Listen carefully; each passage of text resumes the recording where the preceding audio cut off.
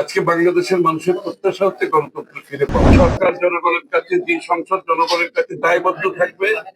বাংলাদেশের মানুষ তার মালিকানা ফিরে পেয়েছে, এটা আজকে আনন্দের দিন। আমরা আজকে গণতন্ত্রের দিকে যাচ্ছি, গণতান্ত্রিক অর্ডার ফিরে পাওয়ার দিকে যাচ্ছি।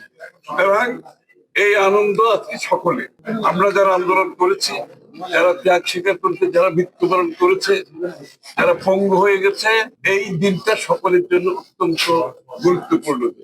সুতরাং এটাকে সামনে রেখে আমরা গণতন্ত্রের পথে যাত্রা যে করেছি, আল্লাহর কাছে আমরা চাইবো যেটা আমরা একটা সফল হতে পারি। বাংলাদেশ যাতে আবার গণতন্ত্রের পথে ফিরে আসে, বাংলাদেশের মানুষ তার মালিকানা ফিরে পায়। এটার জন্য বহু ত্যাগ স্বীকার করা হয়েছে, এটাকে আমরা বৃথা যেতে দিতে পারি না। তাদের প্রতি অন্যায় করা হবে, তাদের প্রতি অবিচার করা হবে, এখান থেকে যদি কোনো ব্যত্যয় ঘটে। সুতরাং সবাইকে জনগণের উপর আস্থা রেখে নির্বাচনের দিকে এগিয়ে যেতে হবে। এর কোনো অন্য কোনো পথ নাই, একটাই, মানুষ জনগণের উপর আস্থা রাখতে হবে, নাগরিকের উপর আস্থা রাখতে হবে, এবং তাদের উপর আস্থা রেখে তাদের মতামতের পরিপ্রেক্ষিতে আগামীর বাংলাদেশ চলতে হবে। এটাই হচ্ছে গণতন্ত্রের মূল মন্ত্র। এটা আমরা সকলে বিশ্বাস করতে হবে। একে অপরের প্রতি সহনশীল হতে হবে। আমাদের রাজনৈতিক সংস্কৃতি বদলিয়ে অপরের সাথে দ্বিমত পোষণ করেও আমরা তার মতের প্রতি শ্রদ্ধা জানাতে হবে, সম্মান জানাতে হবে। একটা সহনশীল রাজনৈতিক সংস্কৃতি আমাদেরকে চালু করতে হবে। আগামী সকলের অধিকার, প্রত্যেকটি দলের অধিকার আছে, তারা কিভাবে নির্বাচন কৌশল আছে।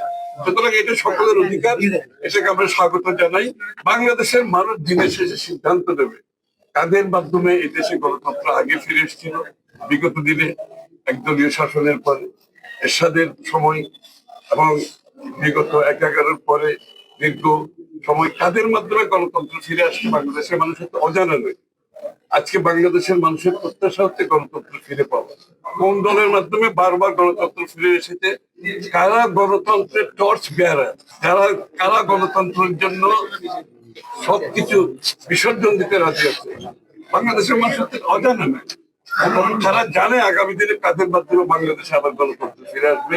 বাংলাদেশে আবার উন্নয়ন বলতে সঠিক উন্নয়ন, ওই পাটপাড়ি চুরির উন্নয়ন না, সঠিক উন্নয়ন যেখানে প্রত্যেকটি মানুষের কাছে উন্নয়নের সুফল পেতে পারে, তারা অংশগ্রহণ করতে পারে। বাংলাদেশের মানুষ জানে, এবং আমি নিশ্চিত আগামী নির্বাচনে তাদের ভোটাধিকার প্রয়োগ করে সেটা তারা আমারও প্রমাণ করবে। বাংলাদেশকে সত্যিকারের একটি স্বাধীন সার্বভৌম, একটি সত্যিকার অর্থে উন্নয়নের মাধ্যমে প্রত্যেকটি নাগরিকের প্রত্যাশা পূরণ হবে। বাংলাদেশের জন্য অনেক আনন্দিত।